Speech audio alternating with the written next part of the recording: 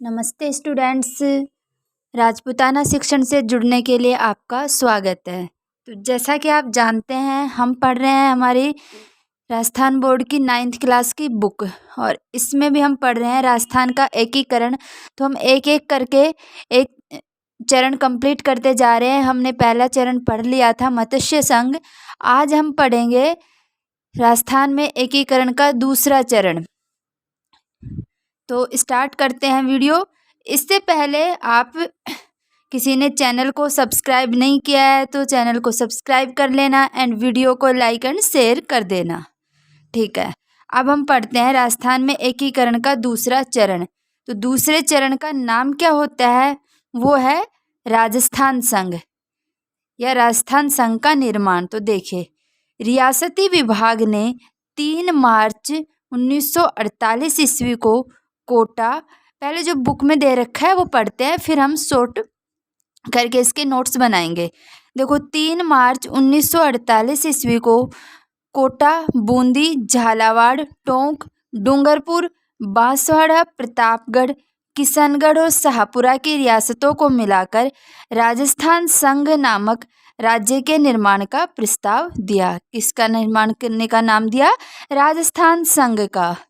ये जो इतनी सारी रियासतें हैं, आप सोच रहे होगे कैसे याद होगी, लेकिन इसकी एक बहुत ही प्रचलित ट्रिक है जो मैं आपको बताऊंगी, उससे आपको याद हो जाएंगी। आगे देखो, राजस्थान संघ में शामिल होने वाली रियासतें चाहती थी कि मेवाड़ भी इस प्रस्तावित संघ का हिस्सा बने, पर मेवाड़ महाराणा सहमत नहीं थे। मेवाड़ महाराणा इसमें शामिल नहीं होना चाहते थे।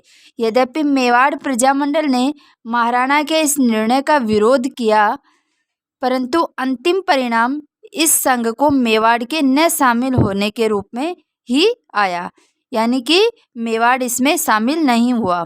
आखिरकार बिना मेवाड़ के ही यह संघ अस्तित्व में आया। आगे देखिए, प्रस्तावित राज्य में शामिल होने वाली सभी रियासतों के शासकों ने कोविनेंट यानी विलय पत्र पर हस्ताक्षर कर दिए थे।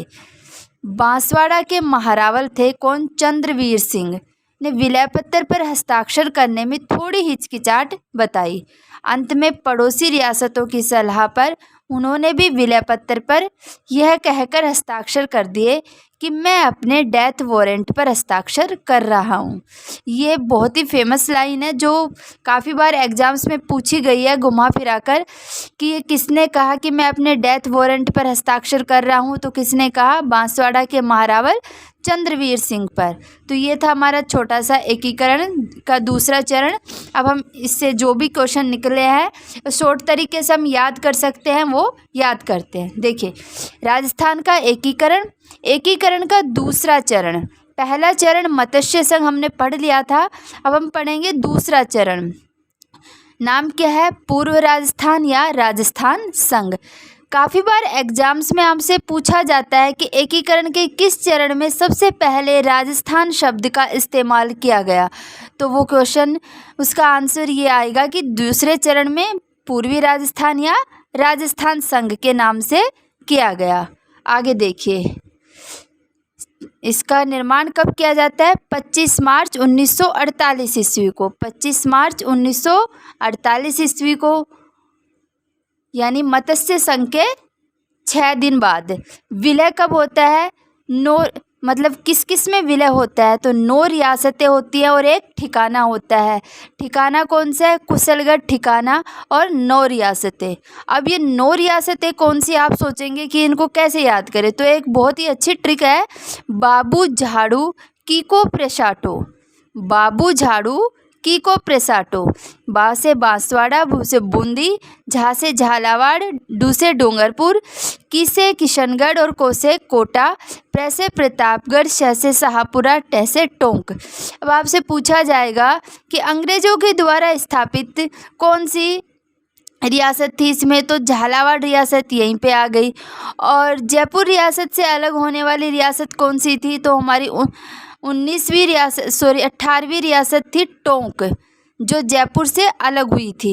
ठीक है, इसके बाद देखिए, ये तो हमारी होगी 9 रियासतें। बाबू झाड़ू कीको प्रेसाटो, 2-3 बार इसको रिवाइज करोगे, बोलोगे तो ये अपने आप याद हो जाएगा। बाबू झाड़ू कीको प्रेसाटो।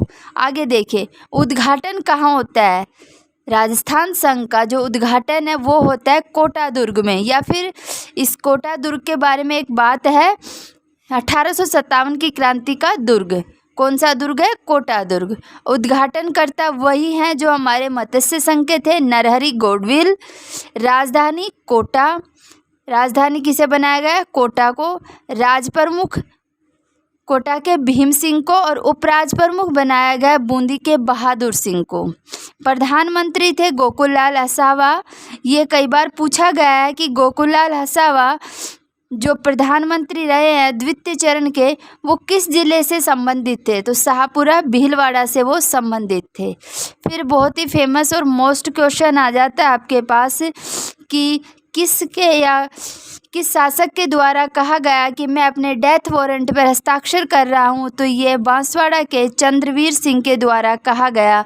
या फिर आपसे पूछा जाएगा कि चंद्रवीर सिंह के द्वारा क्या कहा गया हस्ताक्षर करते समय? तो मैं अपने डेथ वारंट पर हस्ताक्षर कर रहा हूं। ये था हमारा राजस्थान संघ एकीकरण का दूसरा चरण जो कंप्लीट हुआ। एक बार फिर से रिवाइज करते हैं। तो द्वितीय चरण का नाम रखा गया राजस्थान संघ या पूर्वी राजस्थान। विलय हुआ 25 मार्च 1948 ईस्वी को। इसमें कितनी रियासतें? 9 रियासतें प्लस एक ठिकाना थे। ठिकाना था कुशलगढ़। रियासतें थे बाबू, झाड़ू, कीको, प्रशाटो। एक बार फिर से बोलेंगे आप लोग, बाबू, झाड़ू, कीको, प्रशाटो। उद्घाटन हुआ था कोटा दुर्ग में 1857 की क्रांति के दुर्ग में। उद्घाटन करता है नरहरि गौडविल। राजधानी कोटा। राज प्रमुख कौन बनाए गए? कोटा के भीम सिंह। उपराज प्रमुख बूंदी के बहादुर सिंह को बनाया गया। प्रधानमंत्री बने गोकुललाल असावा जो कहाँ से संबंधित थे? शाहपुरा भीलवाड़ा से। और बांसवाड़ा के शासक चंद्रवीर सिंह ने हस्ताक्षर करते समय कहा कि मैं अपने डेथ वारंट पर हस्ताक्षर कर रहा हूँ।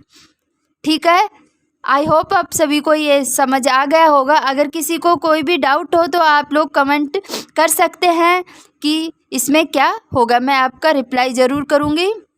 और वीडियो को लाइक एंड शेयर कर देना, चैनल को सब्सक्राइब कर देना। धन्यवाद।